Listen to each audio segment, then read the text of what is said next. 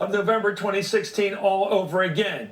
Journalists Jonathan Allen and Amy Parnes spoke with more than 100 sources throughout the Clinton campaign, providing them information about the true inside of her world. They learned that the dysfunction, infighting, and leaking that dogged Clinton's failed 2008 effort persisted again 8 years later, writing, "The campaign was an unholy mess, fraught with tangled lines of authority, petty jealousies, distorted priorities, and no sense of greater purpose. No one was in charge, and no one had figured out how to make the campaign about something bigger than Hillary." But Allen and Parnes concluded the most significant challenge that reemerged from the 2008 campaign in 2016 was the candidate herself. The authors say, quote, "What Hillary couldn't quite see is that no matter how she recast the supporting roles in this production or emphasized different parts of the script, the main character hadn't changed. Nor could the campaign see the iceberg," that's what I'm calling it, like we're seeing off of Newfoundland and staring them right in the face, the unpredictable and aggressive iceberg of Donald Trump. Their general election opponent came to them by surprise. With me, I add a lot of states that aren't even in play for anybody else. I mean, I add all of the Rust Belt states. I own states that I will get states that are unbelievable, that are unthinkable for the Republican Party. Well, authors Jonathan Allen and Amy Parnes join me here now. You know, when I saw that iceberg this morning, that giant iceberg looking out the window from Newfoundland, I go, this must have been like what it was like when you're the Hillary people, all these geniuses, and all of a sudden this gigantic thing hits you on election night. How come they didn't spot it before, Amy? It's this thing called Trumpism, whatever it is. Yeah, we have a scene in the book where she's actually wondering, there's this rise of populism happening around her. She doesn't quite understand it. She's talking to an advisor while flying on an airplane and saying, I don't really understand what's happening. I can't quite grasp what's going on around me. And I think that was actually very emblematic of the problem and something that kind of foreshadowed what the general election would look like as well when she opposed Trump. Well, did you see it? Did either of you see it? This populist, I talked about it on the show all the time. I got a record of that, but it was always like 2/3 of what I saw. I said, yeah, nobody likes, a lot of people don't like illegal immigration, but nobody seems to like the loss of manufacturing base in this country, and nobody really likes all these stupid wars, so I thought he had the trifecta. But I kept looking at the polls, and I did not see him winning in Pennsylvania, the other states like that, but it was there. That iceberg was there. Yeah, we talk about this in the introduction to the book. What we saw was what everybody else saw, which was the polling that showed her winning the presidency, and we trusted the only data available. And in the states. Right, in terms of what did we think on Election Day. That said, we've done so much reporting going in that showed some of the flaws and some of the weaknesses and some of the things that she was unable to do as a candidate, that the campaign was unable to do, that we actually didn't have to go back and change very much. In fact, funny little side story. Did you see who was going to win ahead of time? The Electoral College. Did you see who was going to win the Electoral College? No. What about every camp? I remember interviewing, I'm older than you guys, I interviewed Carville before the campaign in '92. When they really did pull a great campaign together. I mean, he and Stephanopoulos and all those people, and they put together a hell of a campaign. And Paul did too, all those people. And the candidates, Bill Clinton and Al Gore. He said a campaign's about a big idea, that accident his big idea. Was there a big idea to the Hillary Clinton campaign in 2016? No. Big idea. That's the problem. She'd been running for president for so long, at least 10 years, and she still wasn't able to convince enough voters in the right places that she had a vision for the country, that one big idea under which everything else could kind of be subsumed. What about the woman thing? The fact, first woman president. Was that something I get the feeling that she sort of ran on that the first time, but seemed to hesitate campaigning on that argument, that give the woman of this country, the majority of these people who vote, a candidate who can be president. She actually didn't run on it last time. I didn't think so. Yeah, and kind of overcorrected this time and sought to do that. In our first book, we actually talk about that, where she's kind of, grappling with that at the end. The fact so you believe she did it, she ran on gender to some extent in '08, but didn't do it in '16? She didn't do it in '08, and she did in '16. Okay. And a lot of, and she wanted to address that actually at the very end of the '08 campaign. She wanted to kind of correct it then, and she did for the 2016 campaign. She spoke to women. She tried to aim towards women. Let's talk about conditions again. My reference to the wild thing about icebergs showing up all of a sudden. Did she know there was a difference between, because I don't think I knew it either, anybody, the change in the cosmos, the way things felt, the zeitgeist did well. The country was in a mood in '16. Bernie did incredibly well. Nobody could predict it. In fact, Bernie confronted me with that one day. He said, you would have called me a fringe. And he came on with that Brooklyn accent and everything, and he just wowed everybody, especially young people. Nobody saw that coming.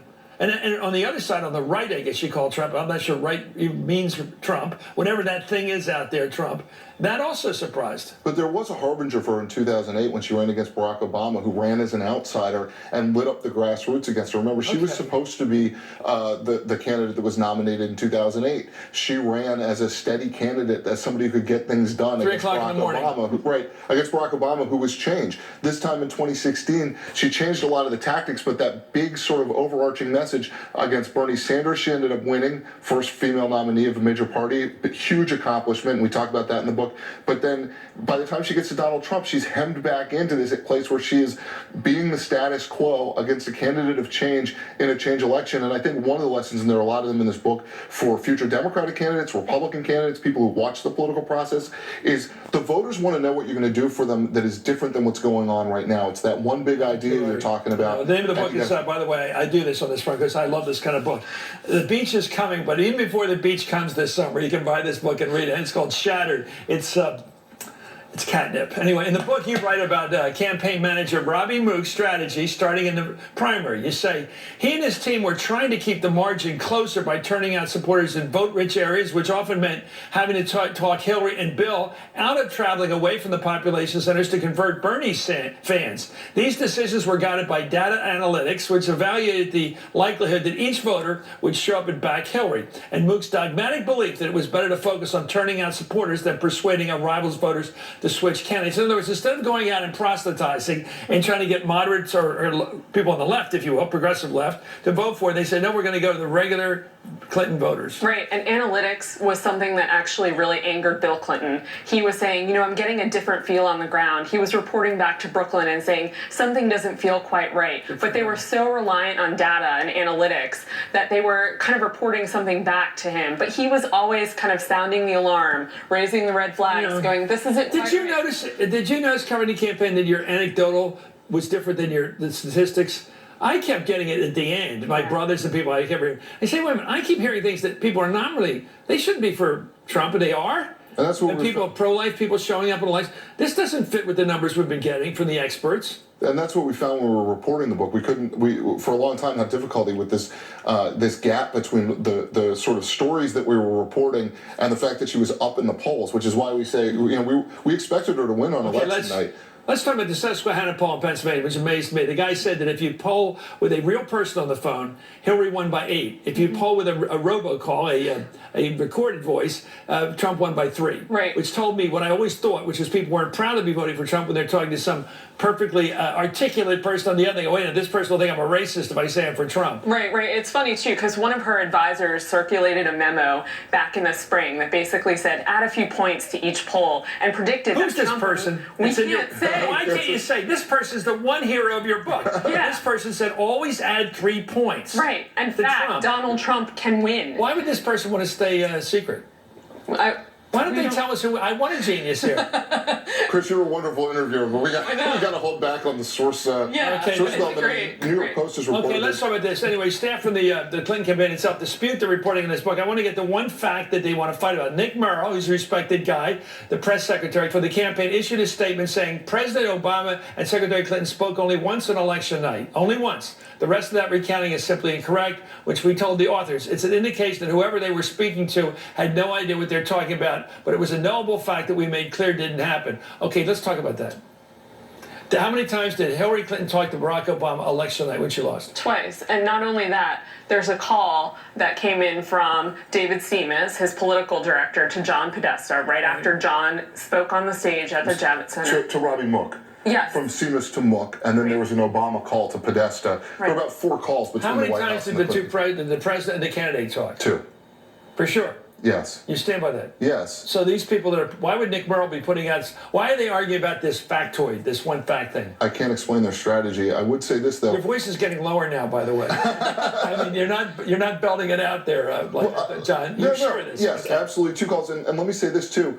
This is the story that we do here, the TikTok at the end of this campaign on election night in the Peninsula Hotel, as she's finding out she's losing the presidency, is the time in this book and in reality where she is the most sympathetic throughout this entire campaign process. And you really, I mean, as you read through this, you really get a feel for what she's going through. Personally, when she lost? Comey in Russia. And a little bit Obama. Comey and Russia. And a little bit Obama. But not about her own people. She wasn't blaming Mook or blaming it pedestrian, anybody else. Or No. Bennett said, anyway, you also say that Bill Clinton wasn't happy with Mook's strategy, writing, Mook wanted Bill in places where the most Hillary-inclined voters would see him. That meant talking to white liberals and minorities in cities and their close-in suburbs. That was one fault line of massive generational divide between Bill and Mook that separate old-time political hustling from modern data-driven vote collecting. I'm with the old-time hustling. I think most candidates win because they go outside. Kennedy did it back in the 50s. In Massachusetts, you can't just go to the usual suspects. You can't just be Walter Mondale and rely on the unions to come in and the liberals to come in, because it's never 50%. Right. You can't Don't just. they know this? You would think. Bill Clinton's whole game in politics is persuading people who are on the fence or don't He did agree it with 5 him. or 6 times in Arkansas. Right. I mean, he A knows what conservative state. Go out and talk to folks who don't agree with you, and some of them will like you even if they don't agree with you. Tip O'Neill said you got to ask for votes. I've written that as Amy, here's the question. Yes. How many times did I pound on this desk and say to Hillary Clinton, pick Sherrod Brown as your running mate. He's Rust Belt. He's a gravelly voice guy that talks and looks a bit like the voter you're trying to get in Wisconsin, Michigan, Pennsylvania, Ohio. Pick him. Don't pick the guy down from Virginia who's got nothing to say to these people. I know, and I she said, liked pick Sherrod Brown. They were old neighbors. I know why she didn't. Why didn't she make the decision to give up that one Senate seat and take the country? These are big decisions. You have to make them. Yeah, and it's interesting. She wasn't very excited by her list of candidates from what we report in the book. She kind of What thought about the idea. What stopped her really from picking the guy that would have won the election for her? Fear, I think caution. so. Yeah, caution. And the Senate. There was the Jack Senate. Kennedy picked Lyndon Johnson. To win. He just wanted to win. I knew First he- win and then figure out what you do. I don't know. But back then, that they really thought they could win the Senate. There was this whole debate about plucking him, and It's great stuff. I think it's candy, this stuff. I love this stuff. Chattered. People buy these books. Not only that, they're going to read them all the way through. We hope so. This isn't something with David McCullough, next to somebody else. This is a book to pick up and read. Anyway, the book's called Shattered: Inside Hillary Clinton's Doomed Campaign. Thank you, Jonathan Allen and Amy Parnes. Coming up now.